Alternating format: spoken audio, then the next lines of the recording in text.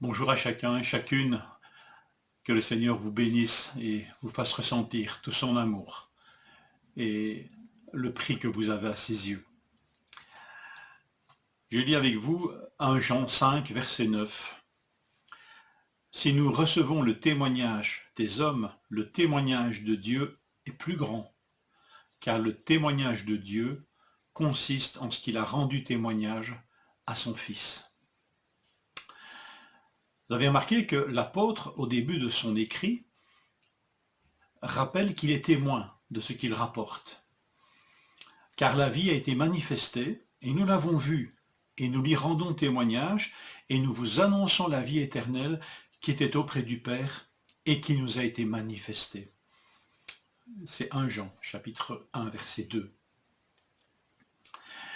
Jean est un témoin, l'apôtre. Apôtre, témoin de ce que Christ a accompli. Mais nous nous rendons compte qu'il n'est pas seul à rendre ce témoignage. Et ici, à la fin de l'épître, il nous dit que c'est l'eau, le sang, le Saint-Esprit qui sont témoins. C'est lui, Jésus-Christ, qui est venu avec de l'eau et du sang. Non avec l'eau seulement, mais avec l'eau et le sang.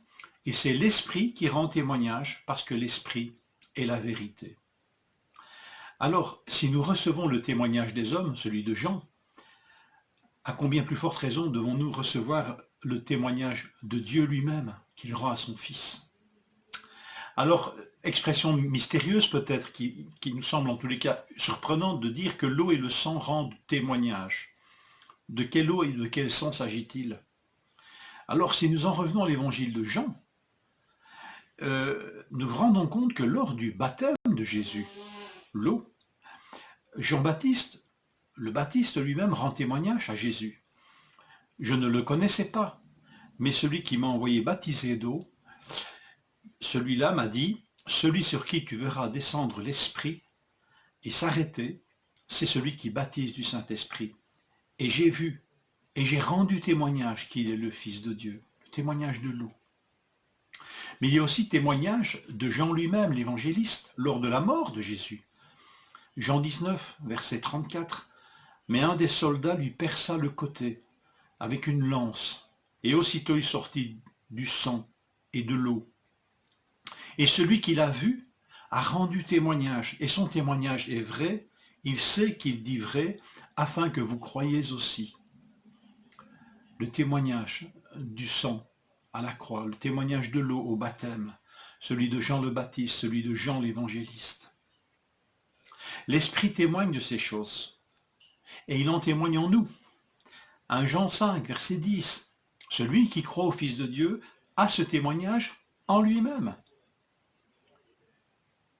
Mais quelle floraison, quelle abondance de témoins, et mesurer lesquels? Témoignage de Jean le Baptiste, témoignage de Jean l'évangéliste, témoignage de tous les apôtres, en fait, au travers de lui, témoignage de Dieu à son propre Fils, témoignage du Saint-Esprit en nous-mêmes. Alors notre témoignage, ce témoignage auquel nous sommes appelés, mais il s'appuie sur ce témoignage abondant, celui de Dieu, celui du Saint-Esprit, celui des apôtres, celui qui l'a précédé, Jean le Baptiste. C'est intéressant de savoir que lorsque le Seigneur fait de nous des témoins, il ne fait pas de nous des faux témoins, mais des témoins qui s'appuient sur des témoignages plus grands que le sien propre, que le nôtre. Nous ne rendons pas témoignage d'histoires inventées, nous rendons témoignage d'événements qui se sont passés pour notre salut et qui ont pour témoin Dieu, le Saint-Esprit et les apôtres. Et quel est ce témoignage? Et le texte nous dit ceci. Et voici ce témoignage, c'est le verset 11 de 1 Jean 5, c'est que Dieu nous a donné la vie éternelle, et que cette vie est dans son Fils. Celui qui a le Fils a la vie, celui qui n'a pas le Fils de Dieu n'a pas la vie. Recevoir le témoignage de Dieu à son Fils, vrai homme, vrai Dieu, c'est recevoir la vie. Recevoir la vie, c'est recevoir le Fils. C'est pas simplement recevoir une idée, une doctrine, c'est recevoir le Fils. ce Fils dont tant de témoins rendent un témoignage fiable. En le recevant, ce Fils bien-aimé, mort pour nos péchés, ressuscité pour nous justifier, nous recevons la vie. Et en recevant la vie, nous en devenons témoins à notre tour. Alors mes frères, mes sœurs, je vous encourage à relire le témoignage de Dieu dans ce merveilleux passage de 1 Jean 5, versets 6 à 13. Celui qui a le Fils a la vie. Je vous écris ces choses, dit l'apôtre, afin que vous sachiez que vous avez la vie éternelle, vous qui croyez au nom du Fils de Dieu. Une bonne journée avec cette vie en vous.